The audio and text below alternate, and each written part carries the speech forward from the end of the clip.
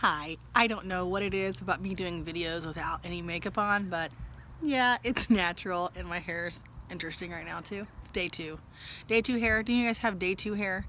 I have very thin hair, so if I wash it and style it every day, it'll be fried mess in 3 seconds. So I wash it every other day, and so on the second day, I have to just find a way to make it work without using any, styling tools.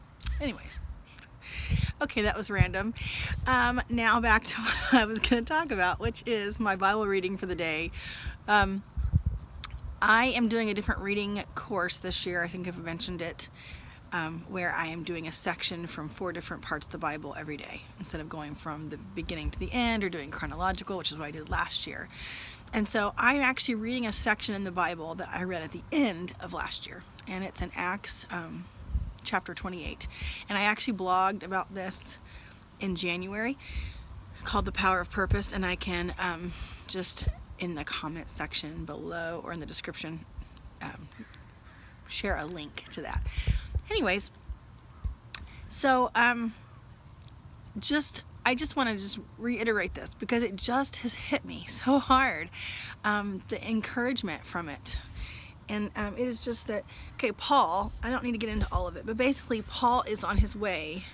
He was arrested. He knows he's going to die, but he also knows that God wants him to get to Rome to be able to share in Rome the message of the cross. So every single roadblock that he faces between when he knows this and when he gets to Rome, his approach to the roadblock is really ignoring it. I mean, he just keeps going. He may have to make some changes or adjustments, but he has such purpose and such trust in God. He just keeps going.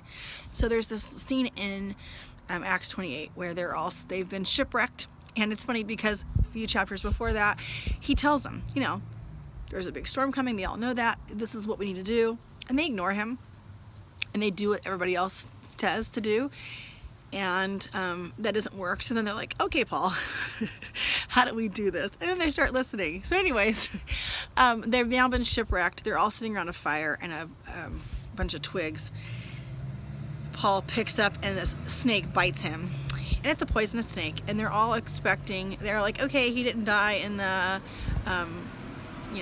storm. So this is his, he's going to die. He's going to die from the snake bite. And then I think he's a god, because he doesn't die. But what I love about it is Paul here's a poisonous snake, okay? It bites him and he just shakes it off like no big deal. That's the mailman. Say hi. Anyways, he just shakes it off and keeps on going. And it's because he knows it's not going to kill me. God has got bigger plans. And we don't have that mindset anymore. And obviously bad things happen to good people. I know people who have gone through some hard stuff, and I've gone through some hard stuff. But in that knowledge of purpose, we have a better sense of being able to keep going the course no matter what gets in our way. And so I would just ask you to take a minute today and what is my purpose? What does God want to do with this? Maybe be still and quiet, because we live in a very noisy world. Have you heard all the cars going by? And that's not even what I mean. I mean the noise of like this thing right here. The internet, the social media, all the stuff that we do. Anyways, be quiet, be still. Take some moments to just listen to God and know your purpose. And then you'll know, is this roadblock something that God is putting there because he's wanting me to pause, or is it something that the enemy is trying to put before me that I can just say, forget about? But I think we all would like to have that sense of purpose and that sense of strength, that if we were bit by a snake, we could have the power and the knowledge of God, who is our God, if you believe in God, to just shake it off and keep going. I mean, that is remarkable, and we need more of that in our world. So there you go. Bye.